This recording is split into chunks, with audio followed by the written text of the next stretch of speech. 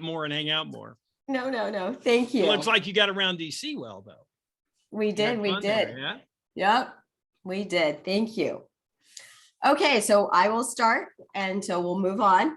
So what I'll do is, first and foremost, so we had part one. There are a few questions that were not answered that I had prepared, and questions that came from the attendees. But I think what I want to do for this one is ask Arlene and Paul, what motivated you to start investing in real estate first and foremost?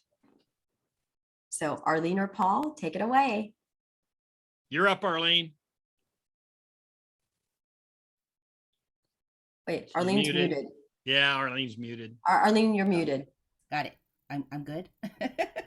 There we go. I realized very early, well, first of all, I'd like to say purpose has changed throughout the years. When I originally started, I realized that I was a commission earner, and being a commission earner and having a family full of government workers, basically, I realized that what I was doing was not going to build me a retirement. I wasn't going to get all of those benefits that the federal or the city and the state and so forth offered, and that I had to build it myself. Early on, I realized that because my grandfather was a military man, everybody around me were government workers. And there was a little bit of detour because I became a realtor when I was 18 years old. And I did continue school. My boss at the time told me if I quit school, he would fire me. So I did both at the same time, but I realized early, and with his guidance as well, that the best way to prepare yourself going forward, whether in your early stages of life, in the middle stages of life, or even in the, approaching retirement, that there is no better place to put your money but into an investment that you see fit you. And that's so what got me to buy my first one is I came across a great opportunity. It was the most challenging real estate transaction that you could have. It had all the elements of challenge in it, and I took it on and I bought the property. It was leasehold. It was in a falling market. It was something that I had to work very hard to get, but I learned experience through it as well. That's my first motivation. I love that. That's great. Thank you. And just to share, how old were you? I was 18. 18, right? And it was leasehold. So leasehold can be good too. Yes. No, leasehold made it able for me at the time at 18 to purchase it. 3 years later, or actually maybe 2 years later, I ended up buying the fee. And so that eventually it became a fee. Became fee simple. Mm-hmm. Awesome. Thank you, Arlene. So Paul, what motivated you to start investing in real estate? Well, I would love to tell you that story like Arlene. I was just scared to death. I didn't know what I was doing. And that's part of, I think Arlene and I talked a little before this, and that was part of what we really want to express to people is the fact is, yes, it's scary to buy your first house. It just is. And even sometimes a second or third one, but nobody's going to do it for you. The bottom line is you have to make the plunge at some times, but real estate is one of those incredible investments like none other. And so for me, it was a little bit different of a path. I mean, I knew, I was raised, I was the last of the baby boomers, by the way. And I was raised that, what you do is you go to high school, you go to college, you find a wife, you get married, you buy a house, and you live happily ever after. That's what you do. Well, so I ended up actually a little different in the sense that right before I got out of college, my father had, we lived a pretty basic life growing up. I mean, by no means were we in a affluent family, or even for that matter, not even really middle class. But he had told me he had been in his job for over 30 years that he hated. And it wasn't until he bought a rental property, and now he had like 3, I think at the time, and said he just loved it and could see the possibilities of that. So he really encouraged me to do it. And so I did. And it was a scary because I put everything I had into it. I had to work extra jobs to be able to come up with what little down payment was required at the time. And I was literally scared to death because I'm like, I could lose everything, what little I had. And yet it didn't end up like that, because real estate actually can be a great investment. Now, probably I think Arlene is similar in the sense that one commitment that I made up front is the home that I bought it with the intent that this really was going to be for a long-term solution for me. That was what the whole goal. It wasn't a short term. I see all the TV shows, right? I mean, I know the flip scenarios and all those kind of things. Matter of fact, here's a little known secret. I won't tell you who, but on one of those channels that's been around several years, one of those that do the flipping, right, on the AMC is a client of mine. I actually manage properties for them here in our town because, yes, they branch out too. They have properties in another state. So, and they're actually pretty good friends.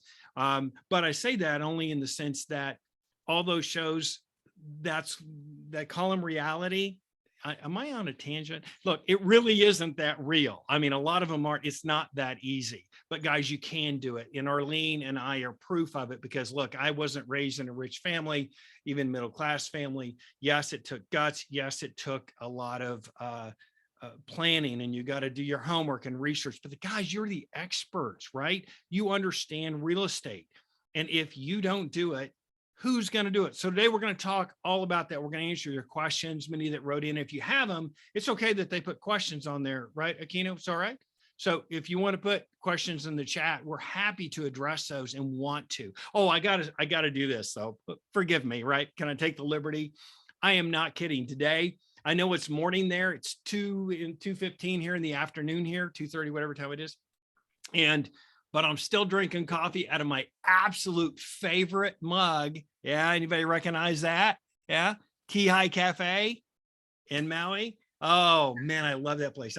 My favorite mug, and I about wore the thing out. You can hardly read it anymore from years ago. But anyway, yes. So I bring the Aloha spirit all the way back here to Missouri with me.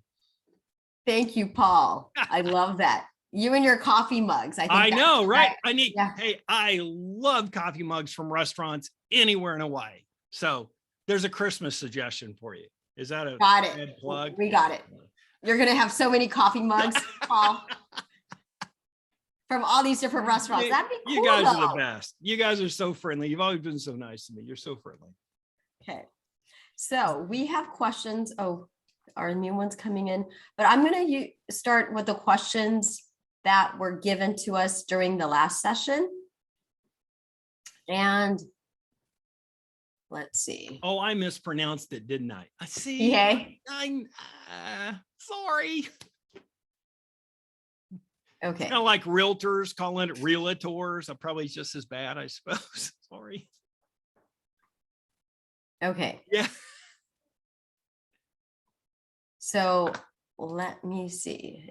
Can I take a question? Sure. I mean, I've got some that were written in. So a couple of these that came in ahead of time that many of you have done, which I'm thrilled about. And I love these questions. I mean, because some of them are so good. And I'm just going to grab one here. Okay, perfect. One of them said here, to purchase an investment property, is it best to pay all cash, get a mortgage, take out an equity loan on your home loan? In other words, how are you going to come up with the money to pay it? What do you think is best? Well, my opinion is it depends on your situation, of course. First of all, I have switched beliefs over the years because I was raised and kind of held on to this belief that part of the goal was to have your investment properties totally paid off with zero debt whatsoever. Now, although I love that idea, and there will come a time where I think that's a good idea, maybe later on, but the fact of the matter is your rate of return goes down, right? If you have it if it's all cash. And the reason is let's take, for example, if you have a $500,000 home and you have that property and you pay cash for it, assuming you could do that. Well, what you now have is you have $500,000 sitting there working for you, versus if you get a loan and you only put 50,000 or 75,000 in it. Now your rate of return is totally based on the amount of money that's in the property. So now you can take the rest, leverage that thing out. Now, I will also tell you, Alon, it's my opinion, the younger you are, the more aggressive you can and should be when it comes to leverage. Your rate of return actually goes up when you have a mortgage. Now, depending on how many properties you get and how you spread that leverage out and the risk you want to take, then I think it's best to, have some risk involved, but not, real hard. In other words, you can push it as hard as you can push it, borrow as much as you can is an aggressive strategy. And that's okay. You just need to be prepared and have some kind of a nest egg in there for vacancies, repairs you hadn't anticipated, and things like that. And I can show you the formulas if you want to see them, but the bottom line with it is you really do better and leverage better by doing it that way. Now, with that said, let's hypothetically say, and again, don't hang on to the numbers because the number itself doesn't really matter. It's about the principle of it, okay? Because it's all about the principle. And if you had 500,000 in cash and you rent across a property to buy, what I advise all my investors to do, and what I advise them, I do myself, is I probably would buy the property for cash unless you had multiples that you could buy. And the reason is because if that money is sitting in a pillow or a bank account, it's doing nothing for you. So you're better to take that, invest it in the property. And then when you find another one, then go to a lender like our sponsor today, right? Go to them. And then you borrow against the one you have free and clear, and you leverage that so that now your money starts working for you better. And you just keep rolling that thing is what you want to do. Arlene, what do you think? Completely agree. Leverage is important. And in different times in your life, I believe should apply as well, right? If you're in your learning, earning, and yearning years. So with that being said, I'll just give you an example of what I just did within the last 2 years. In 2020, I paid off a house. I realized at that point so my position is I'm still an earner. I'm still earning an income. I need deductions. If I have a paid off house and I'm getting clear income on that house, that is just going to be income and very minimal deductions. I want as much deductions against my real estate as possible. So when I looked at everything, I decided, although it is a climbing market, that I needed to buy another property so that I could leverage the income with the deductions. So I bought another property in Las Vegas, which closed last year, October, so that I can leverage that income. So in the aspect of going in and saying, am I going to pay it cash or am I going to go ahead and pay a portion in cash? I would say that if you're closer to your yearning years, then you may want to put more cash down so that you have that stable income. That's a may because it depends on your income. And I don't want to get too much into the tax area, but if you are, as Paul said, more in your learning and earning years, you could be much more aggressive. And you can utilize, let's just say you have, I'm just going to say 200,000. You can split that up and put 20%, 20%, 20% on 3 different properties, possibly, depending where you're at. And you could buy and have income come in from 3 different sources. So I hope I answered the question. Let me also address this home equity line, if I may. I didn't want to get away from that either. So I'm a big believer when it comes to if you have $1 that you owe $1. I don't care what it's tied to, you owe it. Now, there is some of the older school belief that you want to have your home free and clear that you live in as your private personal residence and you don't want that encumbered. I get the thinking.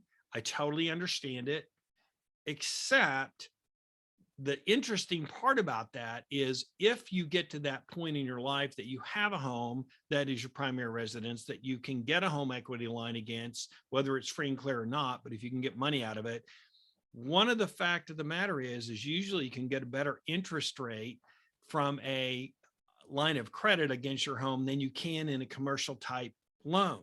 So why pay more interest, than you have to? The other thing is it's readily available and it's readily cash if that home equity's sitting there. So, and I don't mind sharing this. Look, I'm going to tell you, Arlene and I and Akino, the thing is let me just tell you where we are on this. We're here because we want to be here, and we're here because we want to help you. This is not about me. I don't want to think that this is about me, because it's not. I'm here to help you. So I say these things not to say, oh, look what I've done. No.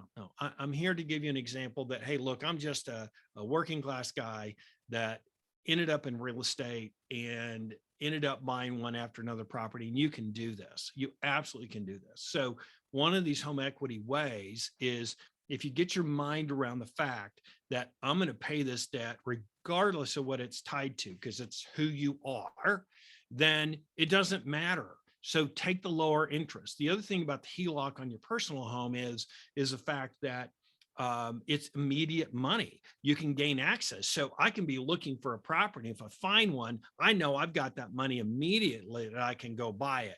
And then if I want to roll it into a different kind of loan later, I can. So it helps keeping that movement and that ball ready, rolling, so that you're ready to buy that property. So yes, I'm a big proponent of HELOC loans. I highly recommend them. But you want to get them set up in advance so you're totally ready. You need to know what the interest rates are, what the terms are. They do vary. Matter of fact, what's interesting for me is I usually try to do local. I like knowing who I'm dealing with. However, I ended up getting my HELOC. I actually got a new one. And I got it from a company in Indiana because their rate was so much better. It was so superior from this bank that got authorization to loan here in Missouri. Man, look, money is a commodity. Don't forget that. Money is a commodity like anything else. And the interest rates are sometimes negotiable, sometimes, especially in the commercial world. So don't be afraid to ask, and don't be afraid to look. So, because it is your money and every little bit matters. I want to add to that, Paul. Please. One of the things that anchor your HELOC loan to a property that you foresee keeping for the long haul. Yes. So that is something that you don't want to have to keep opening and closing and opening and closing. You want to anchor it to a property that you feel that you are going to keep for the long haul. So if you did have a paid off property and it was a very good investment for you, you can also anchor to that, or you can anchor to the home that you lived in. Of course, it's less interest, like Paul just mentioned, to do it to the home that you are dwelling in. But I just wanted to point that out. Great. I noticed the question here. It says, and by the way, I've got two screens. So if you see me looking over, I'm looking at the other screen. It says, I've been advised by a certified financial planner that a home loan at 2.25% is cheap money and a real difficult decision to pay off mortgage or not. Oh, I couldn't agree more. If you got a 2.25% loan and you're wanting to go and invest in property, I probably would leave that alone.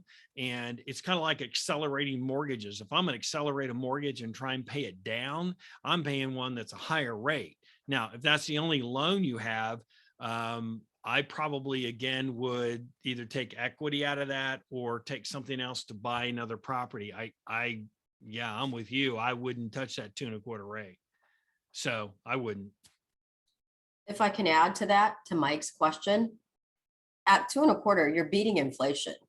Oh, So, absolutely. Great. So that's point. why I would, and that's the thing, I listen to all these different podcasts and, economists, and that's why there's like pros and cons of paying it off or not. But at that rate, I think you will beat inflation. So it just makes sense if you have a 30-year loan on it, just to keep it. Now, I got to add, though, with that said, we're making, we all are making some assumptions here. All right. So you have somebody with a lot of cash that's sitting in a pillow and you're not doing anything with it. Well, yeah, you're better off paying off a 2.25 than sitting in a pillow, right? Because you're getting zero out of it. And just because you're got a great rate at 2.25, if you got money earning zero, it's costing you money if you have no plans for it. Now, if you're going to start investing with it, then it's good to have it liquid, but you got to have a plan for it, not just as a nest egg, if you will, if you're talking that kind of money. And I get it. I've ran into a lot of people, a lot of my investors that are very skittish on the stock market. They have been burned by it in the past. They just don't like going there. And the fact is, real estate has outperformed the stock market year over year over year. It is clearly the best investment, and it's what we know and what we know to do. And that's why I'm surprised there aren't more agents that do what we do. Because we're trying to take all of our viewers out there, all you agents, and push you off the ledge and say, look, you really can do this. Now, with that said, you've got to don't go in blind. Don't walk in a home and go, wow, this smells good, looks good. You know what? I could live here. If I'd live here, anybody would live here, and I could rent this. That is bad business, right? You got to know how to figure a return on investment, or ROI. You got to know what that's going to create, of whether it's, look, I can have properties that are in really bad shape, make them better, which we do often. It can be at any price level range. And if the ROI, if the return on your investment is a good positive one, then it's worth buying. But just because it's a pretty home and it's a great location and it's all these things, if the return on investment is negative in the red, why are you buying it? That makes no sense. Now what you're doing is you're doing what we call speculating, not investing. And if you're speculating, and by the way, there's nothing wrong with speculating. I need to say that. It's okay to speculate, but just know that that's what you're doing. Know that speculation is like gambling. I mean, you're just hoping that you're going to the roulette wheel and you bet red and it comes up. You're hoping that's what it is. And there's just a difference between the investing side is you've done your numbers, you know what the return on investment is going to be, you know what this property is going to do and or capable of producing. Thank you, Paul. We've got a few more questions coming in live, so we'll talk about these. Great. Okay, so we've got it in the Q&A.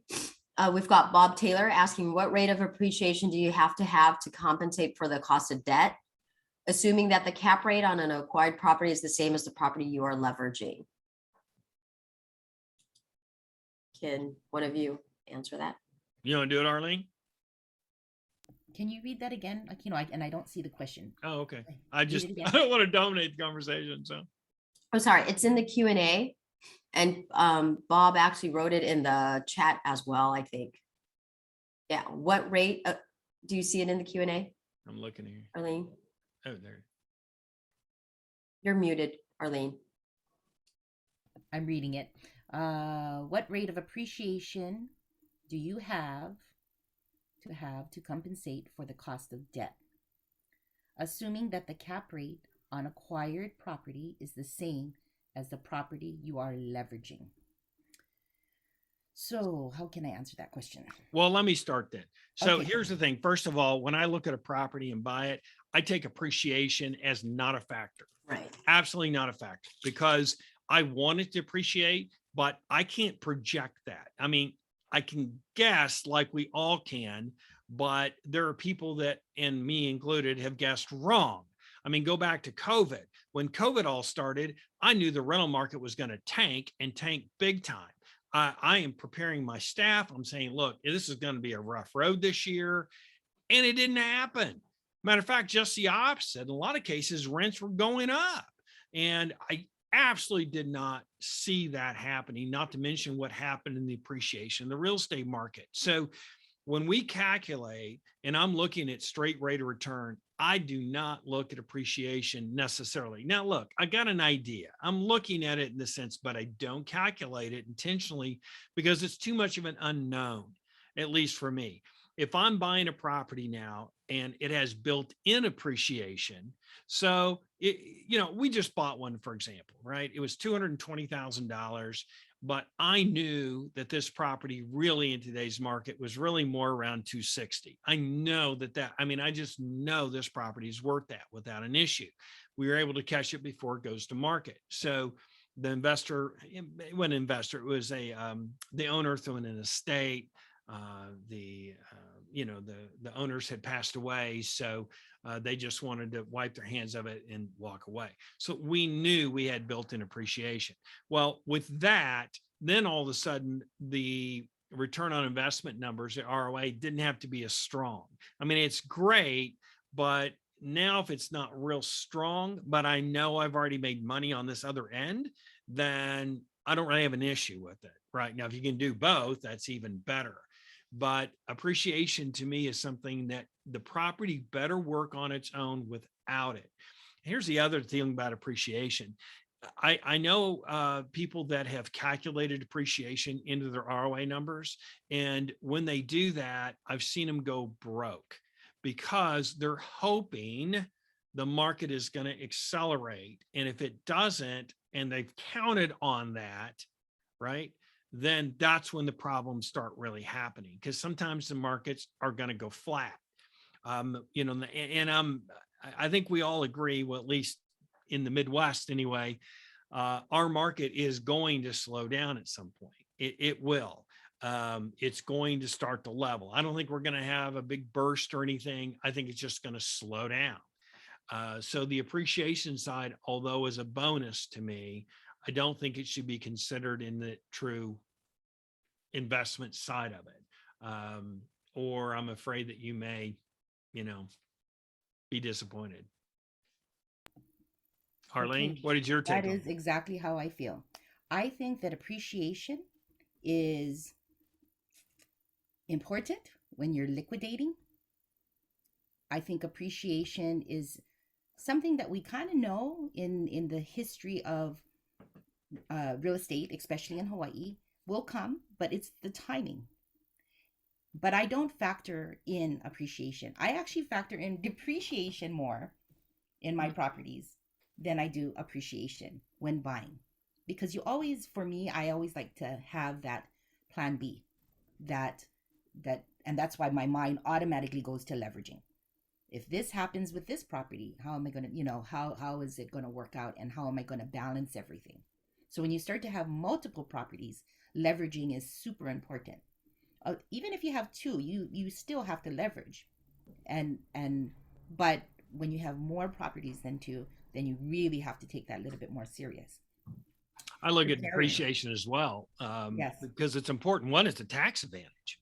Correct. So Correct. it helps your bottom line number for sure. And Mhm. I'm a huge believer that if you save $1 in taxes because you bought a property, then that is actual money to you that you didn't have to pay because of that property. So therefore that really adds to your ROI, Mhm. because it's money that tax savings is part of your investment. Yep, absolutely. So So when I buy a property, I look at what the property can do for me today as more important than looking at the property will appreciate for me tomorrow. And it is important. It is a factor, but it's not my general factor when buying an investment property. I hope I answered Thank that. you. So I think my key takeaway is appreciation is it's an icing on the cake. That's what I've heard in different investment podcasts as well. And really, it's about how much you can retain. So the deductions are more important instead of paying Uncle Sam, right? I think those are the two. We've got two more questions in the Q&A that I would like to ask. Angela Chang is asking, isn't HELOC interest not tax deductible? I wouldn't know that. And that's, I would think a CPA question, but can one of Yes, you it is a answer that? CPA question, but just a general response. If you're using the property for real estate, your business, it is a tax deductible. I agree with Arlene. Right. But Angela, And please. our CPA deducts it Mhm. because of that purpose. Okay. Thank you. So if it But is, get CPA advice. Get your yes, own. 'Cause exactly. you're the one that is going to have to defend it. So you want to make sure. Hey, I love what Chris Bird's always said. You know, he's always said things like, when you get income, always, always count your income, because if you don't declare your income, that's fraud. On the other hand, the deductions, if you miscalculate a deduction, you may have to come back and pay the tax and or maybe a penalty. But if you're aggressive in deductions, that's okay. Not, I don't want to quote him, but necessarily, but that's where I learned that from years ago. Actually, it stuck with me for a very long time. There's no reason not to be reasonably aggressive in deductions. Right. That's why they give them to you. Exactly. Yes. Chris Bird is another instructor if you've never heard of him. And he started Arlene's journey as well. He's been around a long time. Yeah. He's a good He's guy. an ex-IRS. Yes. Yeah. Okay. Moving on to one more question that Tanya has sent. Tanya Ahina, would you recommend buying a turnkey property in another state versus buying local, considering our ROI is very low and almost non-existent? So I guess this would be more for Arlene. I can tell you what I'm doing. I'm not investing in Hawaii right now. I have investments in Hawaii, but I am investing in other states. I recommend that you research the state thoroughly before you pursue investments there. Yes, the ROI is better in many other states, as Hawaii is it has a lot of expenses that we have to tack on to our investments. So the net line is lower than in other states. I think I answered right. If I may add. Yeah. No, go because ahead. I work with a lot of investors, and I myself have bought one investment property. Yay for me. Didn't start at 18 or 22. Okay. Started in my 40s, but it's never too late. That is what I've learned from Arlene, Paul, and all the panelists that I hear when I go to the conferences. It's really taking action. And Mara O'Neill, who is another CRS, I believe in, what was it, Georgia? Where is she? Atlanta. Mm-hmm. Yeah, she was on a panel and she had said it's taken her 3 to 4 years to, take the plunge. And me too. I had heard Chris Bird's course, like when I first got my CRS, and Arlene telling me all this too, but it took me a while, but I finally did. And mine is in Hawaii. So what I did want to say is other states are good and I've got investors, but what you want to look at is it a tenant or landlord friendly state, right? Because as a landlord, you might want to look at that. And then about the tax consequences, property taxes, because Hawaii has the lowest property tax in all 50 states. That is one. And then insurance costs too. That's another one. Our insurance costs are so low compared to like Texas and Florida, but then those have no, income tax, right? So there are all these different tax advantages. So it's good to start talking to, other realtors. And that's the great thing about being a CRS. You've got realtors across the United States that you can reach out to. And that's what I do when I go to our state celebration. I was like, what's your median price and what's your property taxes like? And what's your insurance? I start asking all this to get an idea. So let me also add, so I'm in 2 states, and I'm going to tell you, I agree with what both these ladies are saying.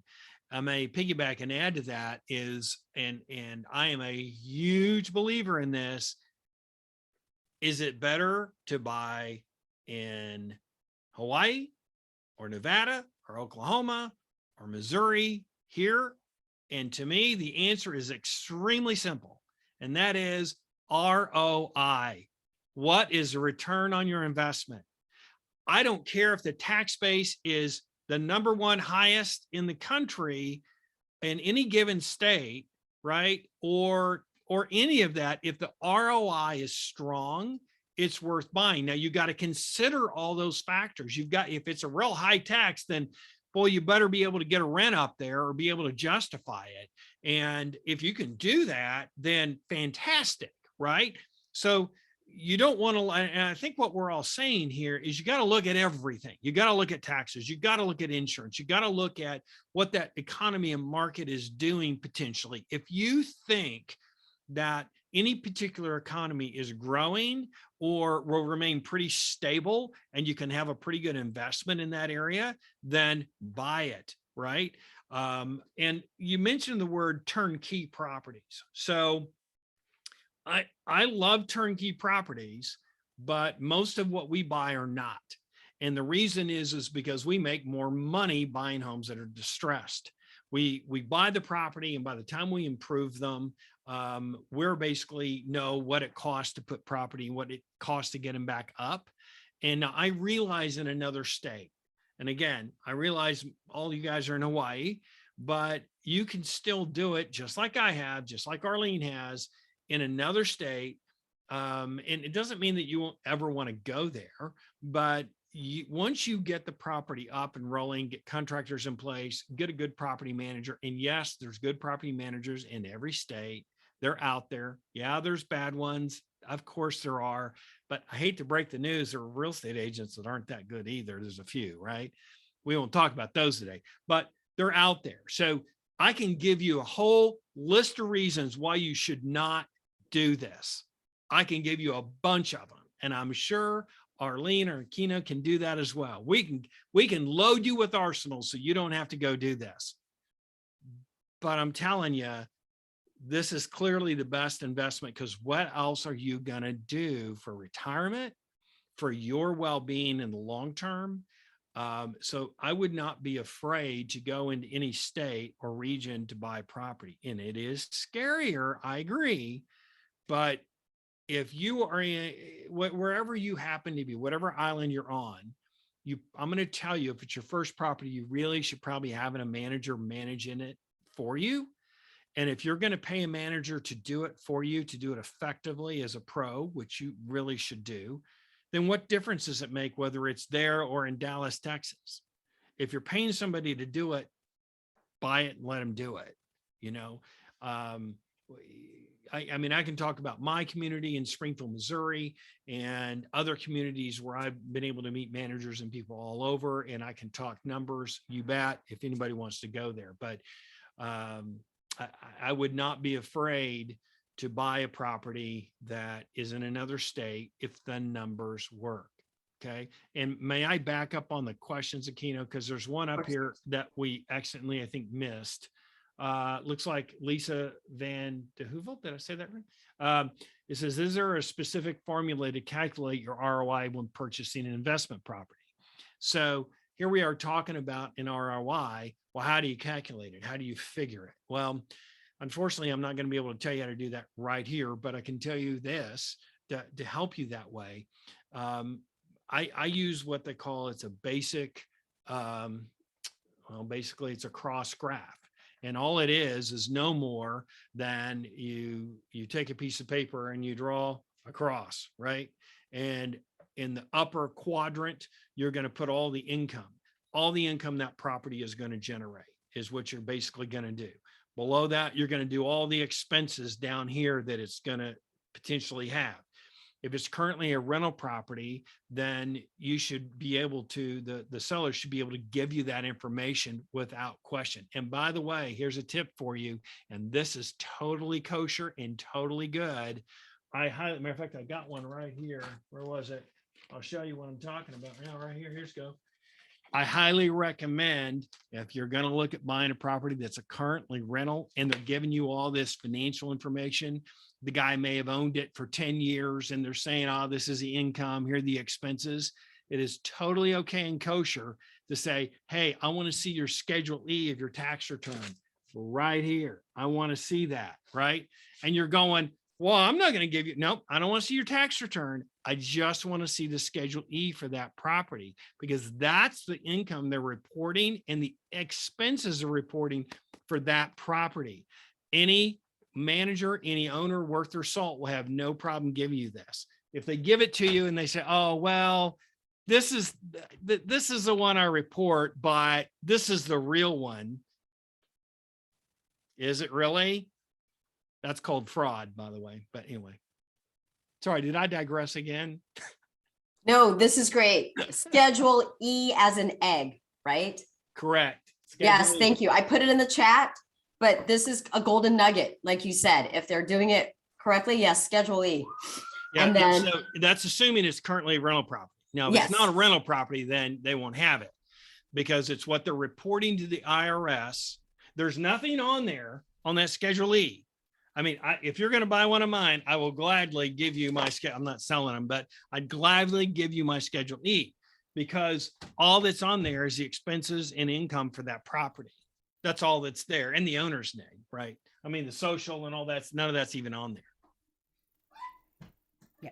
So another thing that you could use, and it's a quick, if you're out and about, or you just saw something and you're real curious on what your ROI is, there is an app called ROI. It's a green app with white lettering on it, and it's very simple. That's why I like it.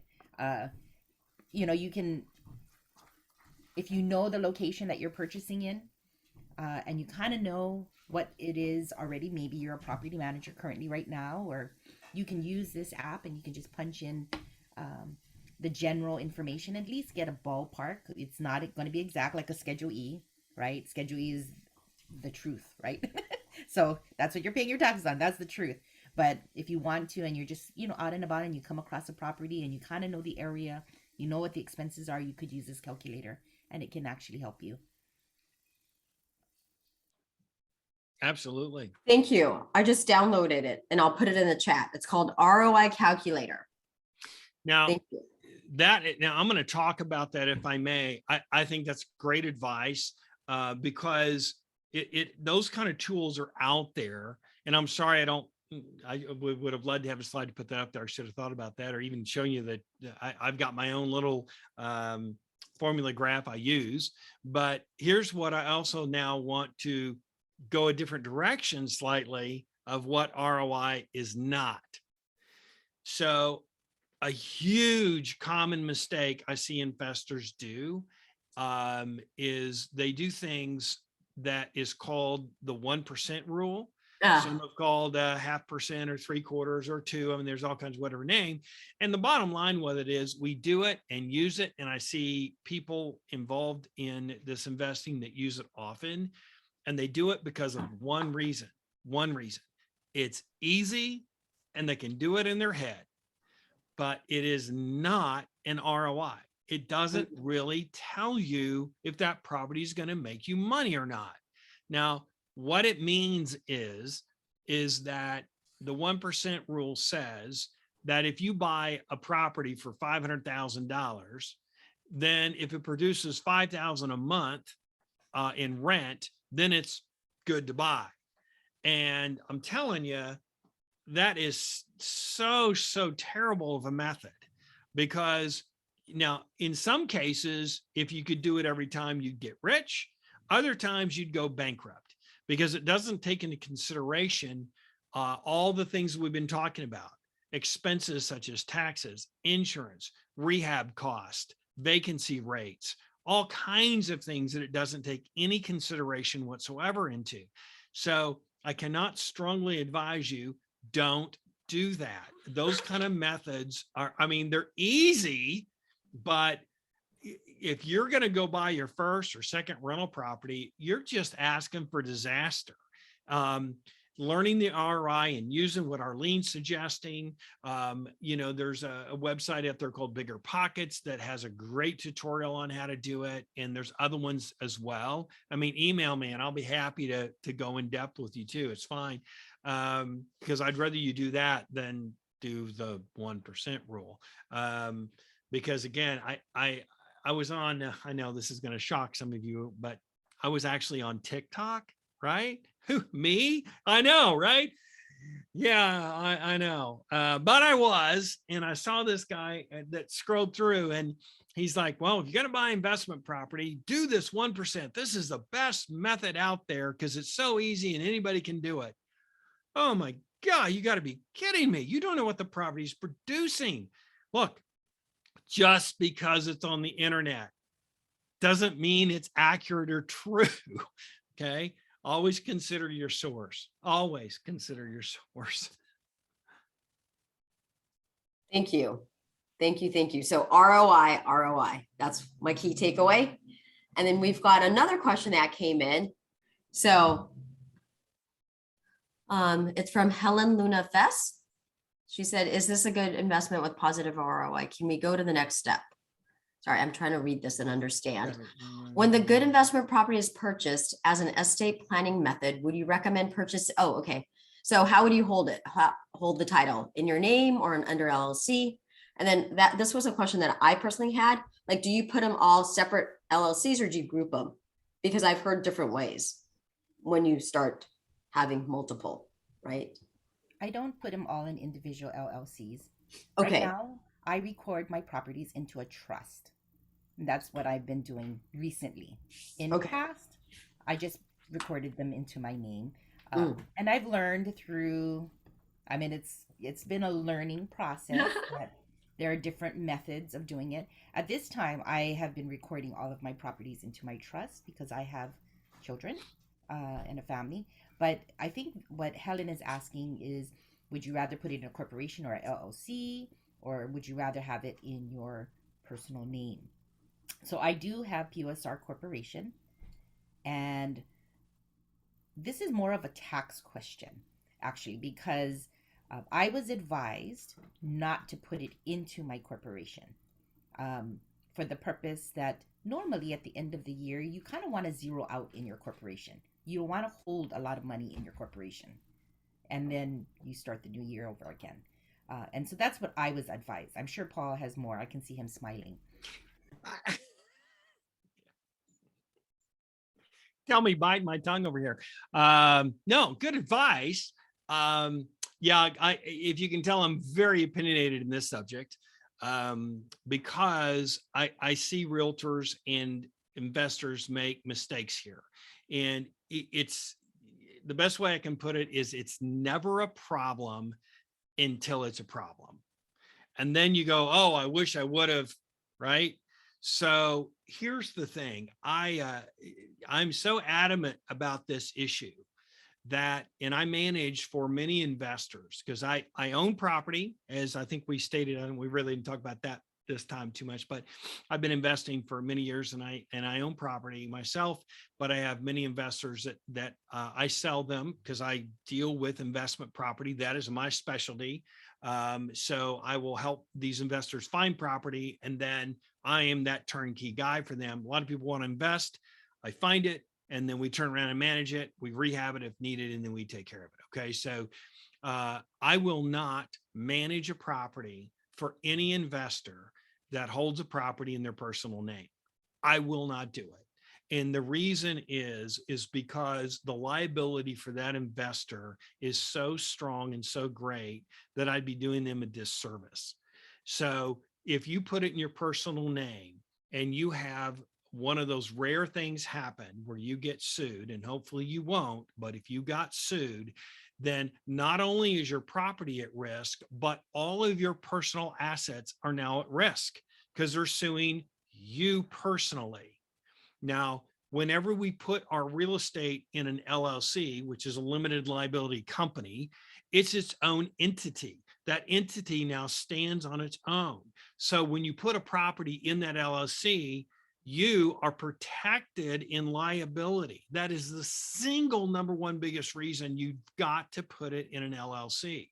So it has been proven in court time and time again that since that LLC is its own entity, in the event that it gets sued, they can only take the assets of that LLC. It shields you personally from any other assets that you have, your personal home, your cars, whatever, right? So the single number one reason you want to do that is an LLC. Now, a trust. So a trust does the same thing. Putting it in a trust is fine and good. It shields you personally as well. What you got to be careful with there is whatever you put it in, then it is also everything in that entity is now liable. So to me, the best solution is to put your property in an LLC. And if you have a trust, have the trust own the LLC. So what happens is you're shielded multiple ways. So here you are personally, right? And whatever assets you may have, here are your real estate held in an LLC. And so if this gets sued, nothing leaves this LLC. But in the event of death, you've got the trust. This trust owns this LLC. So all the assets continue to, go to the right people that you wanted to distribute to. So I think that is extremely, extremely important for your protection. In addition to that, when you talk about the number, no, I do not have a separate LLC for each one of my properties. That would be a nightmare for me to keep up with. Now, if you have one or two, yeah, I get it. I suppose if you are in Hawaii and you're buying million or multi-million dollar properties, then you have that much potentially at risk. And I could see how you would want maybe several that way. But typically speaking, the way you got to look at it is the amount of risk you have is in each LLC. So I have multiple LLCs because we spread it out. So for example, let's say you have over the years, you accumulate, you've got $1 million of property in one LLC, right? So that's protected. Well, as a basic rule, you can get insurance liability protection in most companies now will provide you a $2 million protection. So that LLC, as long as they're all insured, would have $2 million of liability protection before they ever got to the first million, right? Then you could even buy an umbrella policy that would cover it even further. So it really comes back to your comfort level. Now, could you have, 20, 30, 50, 100 LLCs, one for each property? Sure. And I guess in a perfect bubble, it's probably the biggest security blanket, but it is nightmarish to try and keep all that and sort that out. So from a practical standpoint, I wouldn't recommend it because there's still risk in everything. But if you keep your personal assets here, all your real estate and nothing really else in the LLC, have a trust, which Eileen, I'm proud of you that you got one. That's good. I love that because you need one. And that trust owns the LLC, then everything works in tandem, and then you're really protected. So am I too long-winded again? No, it's great. It's Sorry like estate planning. Thank you. I'm learning. Well, it's about protecting what you've worked so hard to Exactly. get, right? So, and there are methods for that, and this has been again proven that you're reasonably protected. But your personal name, look, I love my investors, and I mean it. They're near and dear to me. They've become friends of mine. If I didn't do that, some of them, well, I'll get to it. Nope. If I'm managing it, it's going to be an LLC or a trust. Or I won't do it because I'm not doing them a service. Something could happen. It could.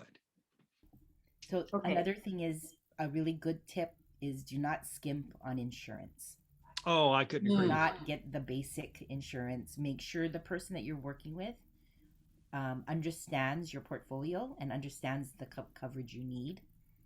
You can individually insure something, and you can also blanket insurance.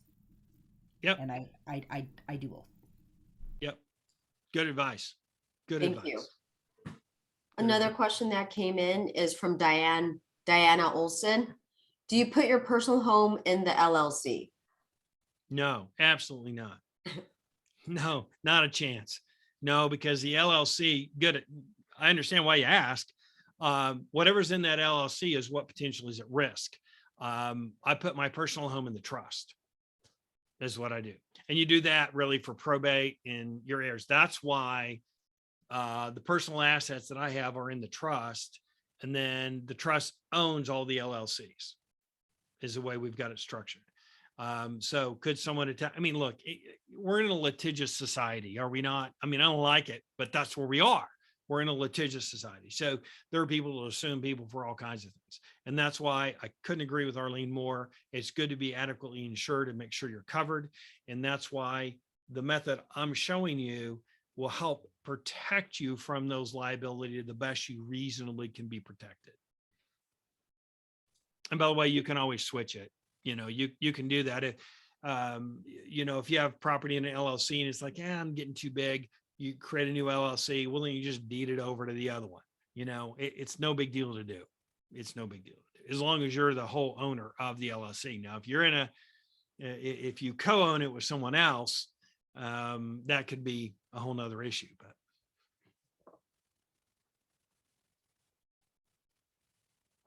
Thank you, Paul. Okay, we have one more question again from Helen Luna. She says, I understand that the individual LLCs can be held in the trust. Those LLCs live on and will survive you after death. yes. She put her heir in the membership in the specific LLC. I guess I don't understand what her question is. Well, I don't know what her question is exactly either, but I think what she's saying is one of her LLC is shared by somebody else, her heir, maybe her son or daughter, could be a relative, put them in the LLC. Well, the only thing about doing that is if you put them in the LLC, now they own part of that LLC. So now they're part of that. It almost becomes a partnership at that point. If they're in, because the LLC, remember, is a limited liability company. You've established a company. So anything you put in that LLC and whoever you put in there is now a co-owner, whatever percentage the operating agreement would say. So it's not by default that it's half. So operating agreements are what defines that LLC to say who owns what and how much, right? So if they're in that LLC, now, if you just want them to be an heir, that you want them to inherit that property of that LLC when you die, then really that needs to be in the trust. So you remain full control of the LLC, and then the trust and the will would decide what happens to that LLC upon death. Otherwise, you may have to like get their signature on everything that they, depends on how it's written, you know, it can be written several different ways that way. So if that helps that way. Thank you, Paul. And with that, oh, go ahead. Sorry, here. I'm so sorry. No, Paul. Yes. Well, I was going to say, with that said, one of the questions that was asked that kind of goes right in line with that was asked ahead of time by some of the people. They asked, let's see, where was I saw it here. Can you leverage in purchasing a property with an IRA or 403B or similar? So when we start talking about retirement and trust and all these kind of things and dying and our investments, is can you buy property with a 403B or an IRA? And the answer is absolutely yes, you can. It is called a self-directed IRA. There are rules behind it, but if we can start realizing that a self-directed IRA is no different, really, in essence, than a regular IRA. So if you, whether it be a Roth or a SEP, whatever it happens to be that you have. So here it is, you've been paying in to a traditional IRA for a number of years. Maybe one of your family members, your spouse has a traditional IRA and they've accumulated, you know, the $500,000 we're talking about, right? So it's in that IRA. Well, there are rules behind that IRA.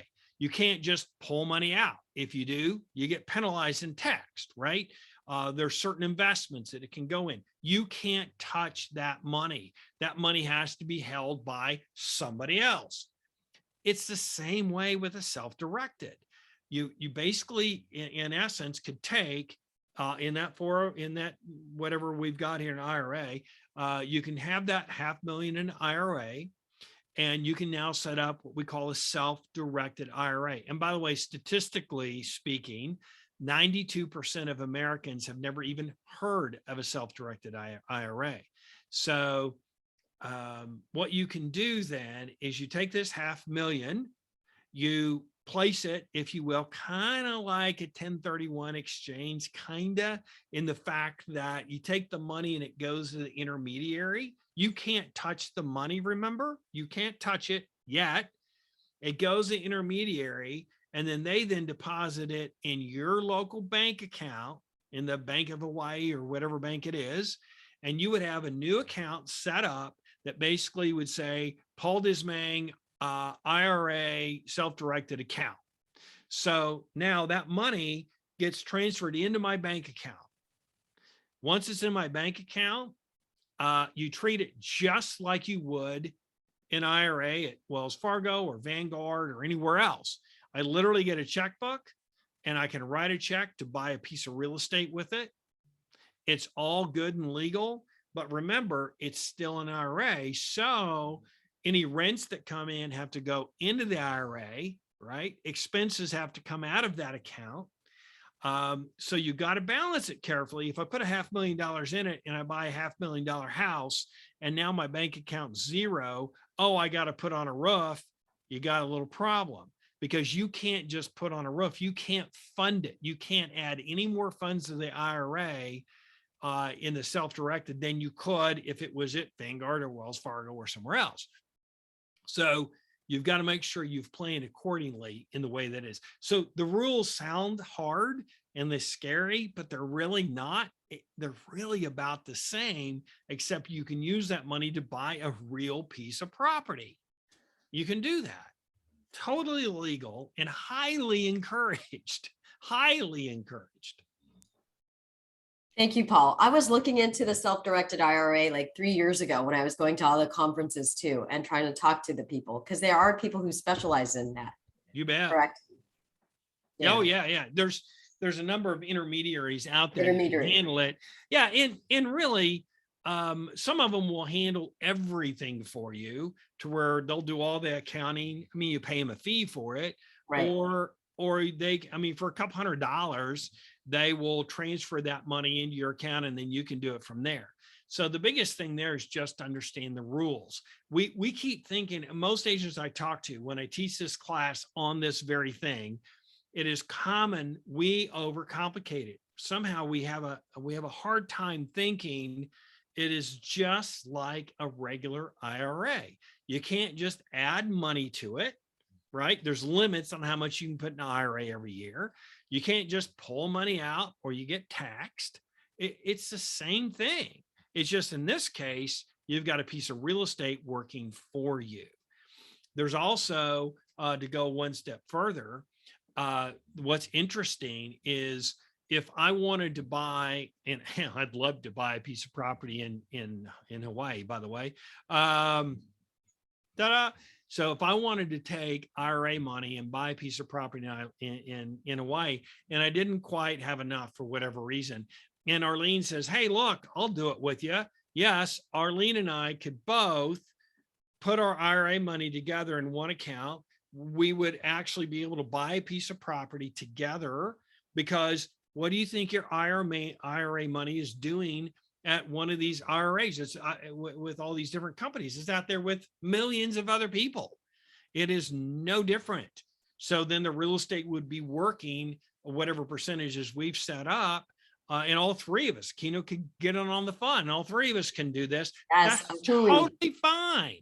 It's all good. No problem. You can do that because that's what happens anyway. We just don't always see it when we're sitting in our offices and we're sending money to our local investment banker or something.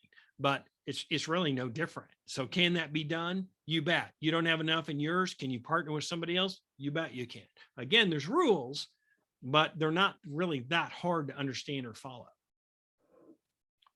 But again, I can give you all kinds of reasons not to do it, but you need to do it.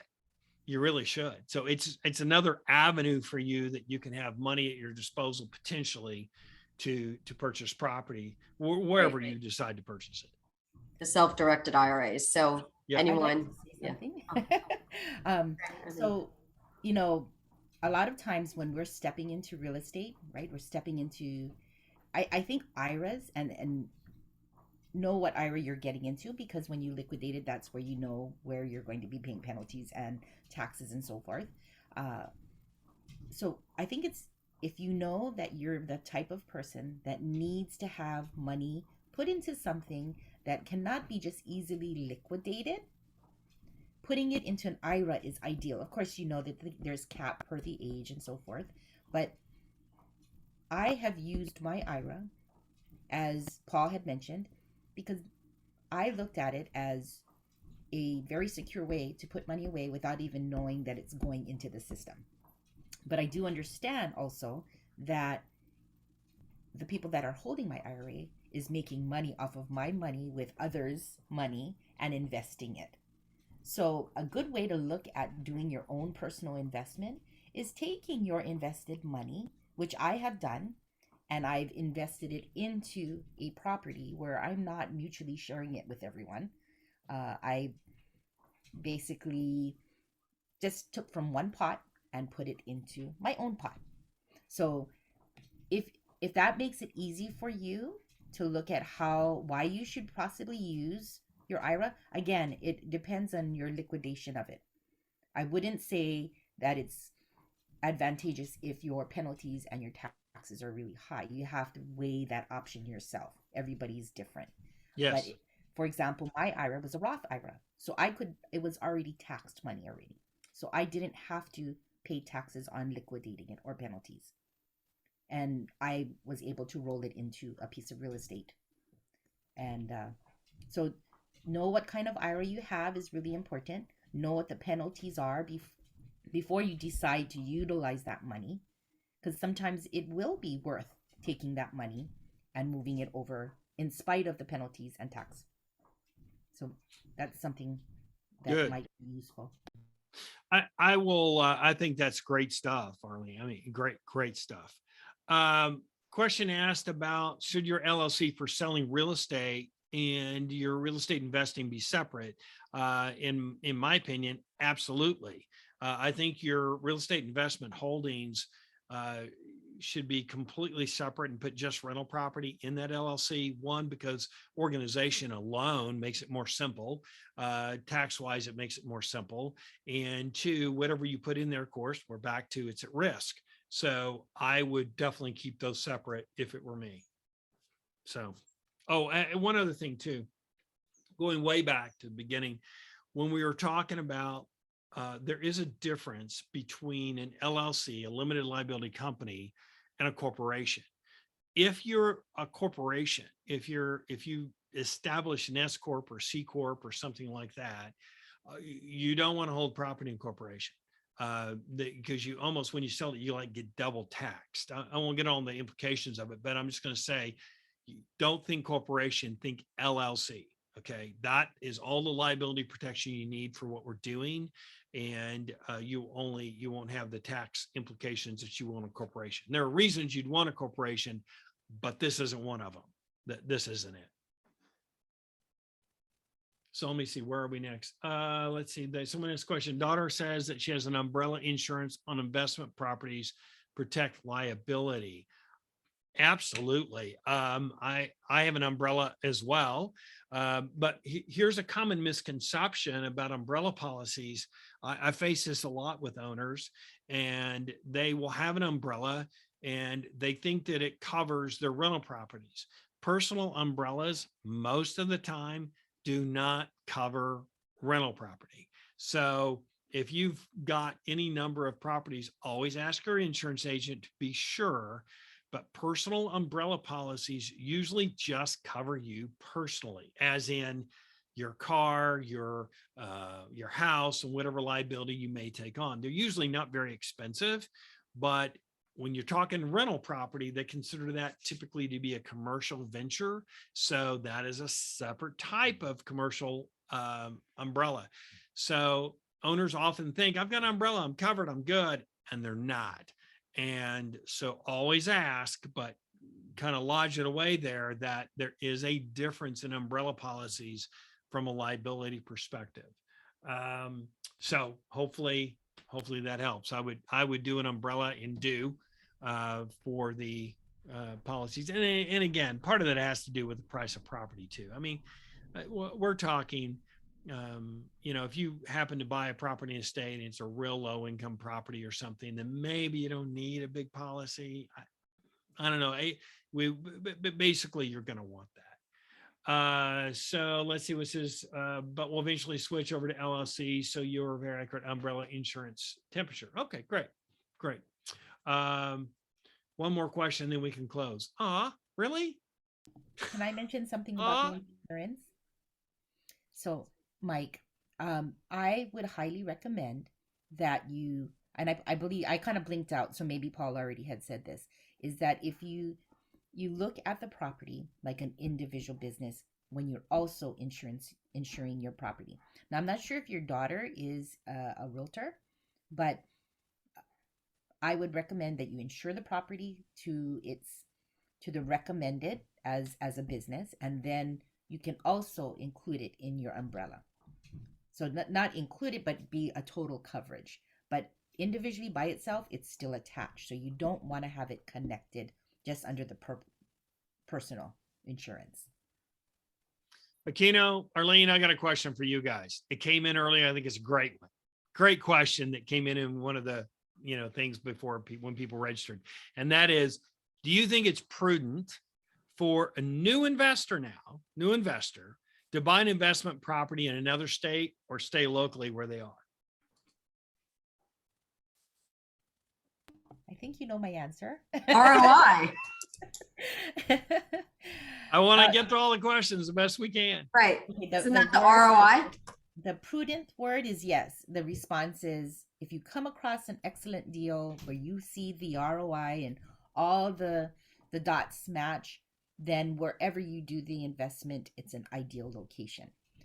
I just so happen within the last several years have looked at other locations as more beneficial for me and maybe to others. I do know it's hard to break the wall because originally all I did is invest in Hawaii. But once I did it and I got comfortable doing it and I knew what I had to do, the idea is planning it, strategically planning the investment. And so that's my answer, Akino. Mine would be ROI. That's my key takeaway from Paul today, right? It's ROI. It doesn't matter. And then it's really to start, to get your feet wet. And if you feel like you're a more cautious person who wants more control, maybe you just focus on Hawaii and look for good properties in Hawaii with good ROI. And I feel like that's how I started, because I am more of a type C in the disc personality. So I wanted to start with something in Hawaii, but now I am looking at other states as well, working with other of my investors, and I am ready. And so I'm looking at Texas right now. Texas is a good place. Yeah. I've got one more question for you two, but before I do that, if I may, I know, right? I know we're running out of time, but I want to make sure I get the rest of these. So how will rising interest rates affect investor strategies? It doesn't to me. Either the ROI is there. I mean, it affects it in the sense of your buying power goes down, right. But if you're getting a good rate of return, you're getting a good rate of return. So if I get an interest rate, and look, my first loan, I was looking at 13%, but it made sense. So it was worth buying, right? Because the return was still there. Now, what is unheard of today, but the fact is, yes, rising interest rates are a factor. You just got to calculate that, right? You got to know that. I think we've covered everything else on here. I think about pro cons realtors using LLCs. We did that. Rising interest rates, leveraging. How do you find foreclosures? Didn't really address that. Don't have too much time there, but just to say foreclosures, really foreclosures I think are coming. We really haven't had too many because there's been a stay on foreclosures, just like rents, right? So they haven't been able to foreclose for the last year and a half, 2 years because of the pandemic. But I think you're going to about ready to see, because it takes most banks 4 to 6 months to do a full foreclosure. So you are about ready to see, I believe, here in the summer months, this wave of foreclosures start coming through the mainland and a lot through the Midwest and going into the third and fourth quarter. I'm not sure how often you have them in Hawaii, but I think you're going to see a trend here happening, which then comes to my question last for you is, I want to buy, and this is nothing, this is Paul Dizmang's question to you two experts, right? I want to buy an investment property in Hawaii, which is another state for me, right? If I came to you, which I am, and say, look, I want to do this. Can you find me an investment in your communities that will produce a rate of return of at least 9% or better? Can you do that today? I can't think of one because I'm always looking at numbers for my clients. Arlene, not right now. I don't think it's available, but we are doing an adjustment in our market due to rising interest rates. So I do foresee situations coming up on the market in the future. Yes. Well, if you find one, call me. But guys, with 9%. that, you better be looking the mainland. because don't wait for it to happen in Hawaii.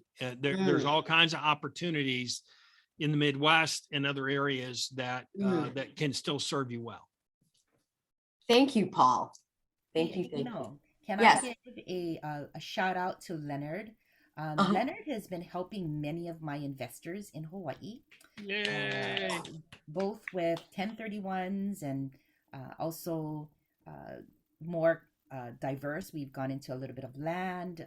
We've done standard residential, but he is an excellent investor lender. He knows his stuff. So yay, Leonard.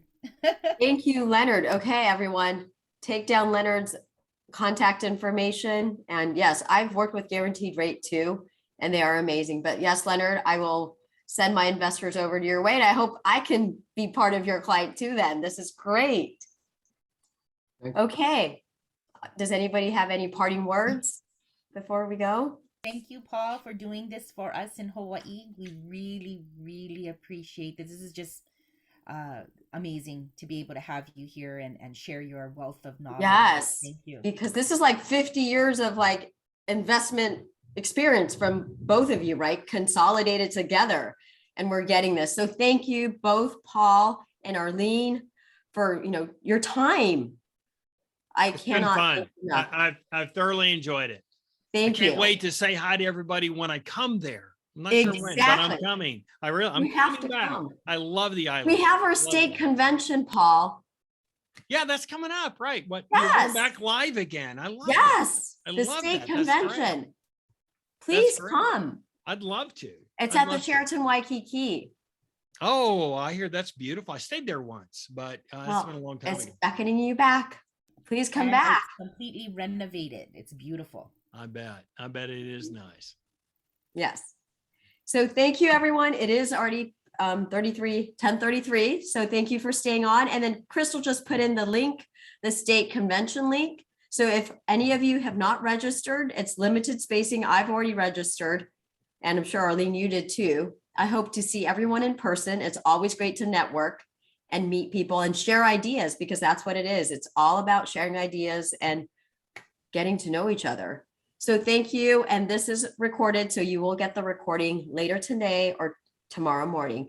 Thank you, Leonard, always. And thank you, Crystal and Wendy, for being in the background. Have a wonderful Thursday. Bye, everyone. Thank you. Thank you.